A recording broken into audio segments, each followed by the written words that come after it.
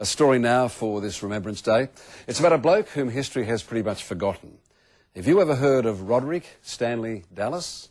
Probably not. But he is perhaps this country's greatest ever flying ace, an Aussie Red Baron. It's hard to put into a few words a man that was just so much to so many people. He was a great Australian. Roderick Stanley Dallas is an Australian war hero who has slipped through the cracks of time. But aviation historian Adrian Hellwig is trying to change that. He managed to get 50 victories over enemy airmen, so that puts him amongst the leading aces of the world. Stan, as he liked to be known, had gone to England after the outbreak of war to join the Royal Naval Air Service. And as he recorded in his logbook, now housed in the Queensland Museum, this young Aussie fought against the best of them in the skies over Europe. Had a scrap and destroyed a Hun. Perhaps the one with the red tail who would insist on shooting on me from below was the Baron himself. The Red Baron? That's the one. Would have Dallas been our Red Baron? I think you could safely say, as our ace of aces, that he'd be our Red Baron. But then, at just 26 years of age, Dallas was killed in 1918 while trying to protect a mate. He saw an Allied airman in trouble. He also saw 3 German triplanes waiting in the sun. He had to make a choice, either put himself at risk or let the Allied airmen, who obviously hadn't seen the other 3 triplanes, die. Dallas wasn't the sort of man to let a companion, a comrade in arms, die. Dallas himself may have died, but his reputation didn't.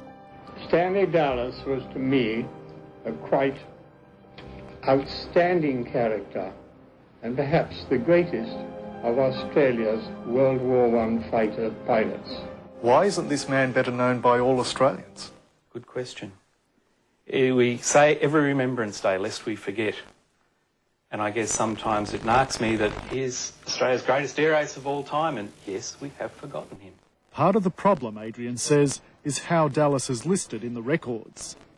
He may have been in a British uniform, but Dallas's letters home to Queensland showed where his heart lay.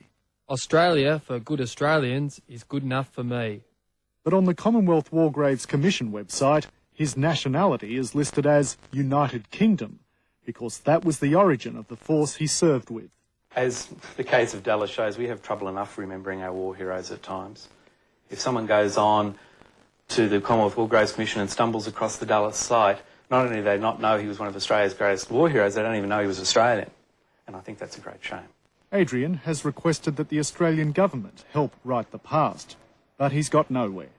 And when we're talking about a national hero, or someone who should be a national hero, our ace of aces, and the Australian government's not even prepared to make representation to the British Royal Air Force and say, come on, how about it? We should recognise for posterity and for history that he was an Australian. He was an Australian air ace. Rusty Priest is a former state president of the RSL. He's joining forces with Adrian to contact the federal government and urge them to lobby the British. I would go so far as to say that our Prime Minister should talk to their Prime Minister and say, listen, a wrong should be righted, even though the wrong is technically correct.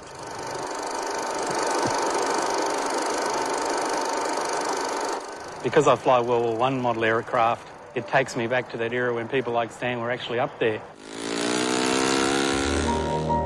It may be almost 90 years since Dallas was in his last dogfight, but Adrian Hellwig will continue the battle for the air ace's name, nationality and rank to be recognised. A battle for a man he never knew, but will always admire. He'd probably say, don't bother, what's all the fuss about? But I'd have to say, Stan, I'm sorry, I don't think that's good enough. We've got to fix this up.